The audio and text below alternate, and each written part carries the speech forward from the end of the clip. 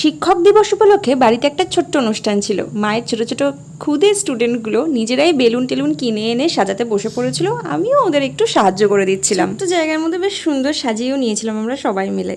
ইতিমধ্যে আমাদের সকলের মাঝে এসে উপস্থিত হয়েছেন আজকের প্রধান বিশেষ অতিথি, আমার মা, মানে আজকের শিক্ষিকা। তাকে সবাই হাততালি দিয়ে বরণ করে নিল। এরপর একে একে সবাই নাচ গান কবিতা যে যেমন পারছিল মজা করছিল। এই একটা দিন ওদের মজা দেখে আমারও খুব ভালো লাগে, আর আমার নিজের ছোটোবেলার কথা মনে পড়ে যায়। এখন যদিও স্যারেদের কাছে যাওয়া খুব একটা হয়ে ওঠে না কাজের চাপে, কিন্তু সকলকে প্রণাম, আমার সকল শিক্ষক গুরু সবাইকে আমার শিক্ষক দিবসের প্রণাম। এর নাম রিশা, ও খুব ভালো নাচ করে, আমার মায়ের এক্স স্টুডেন্ট, কিন্তু এখনও সময় বার করে আসে। আর এ হলো আজকের শো স্টপার আমার ছোট রানী। ওদিকে পেছনে কিন্তু দর্শকের ভিড় জমে গেছে নাচ দেখার জন্য। মার স্টুডেন্টরাই মায়ের জন্য কেক নিয়ে এসেছিল, দুটোই ওদের আনা।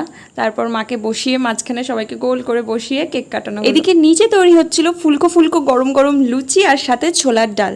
তোমাদের কার কার বাড়িতে এই কালো লোহার কড়াই আছে বলো তো? আমার না প্রতিটা বাঙালির ঘরেই রয়েছে। তারপর সবাই একসাথে গোল হয়ে বসে ছোলার ডাল আর লুচি খেয়ে হাতে একটা করে ফ্রুটি নিয়ে বাড়ি চলে গেল। তো আজকের ভিডিওটা এই পর্যন্তই। এই ছিল আমার শিক্ষক দিবসের একটা ছোট্ট আয়োজন।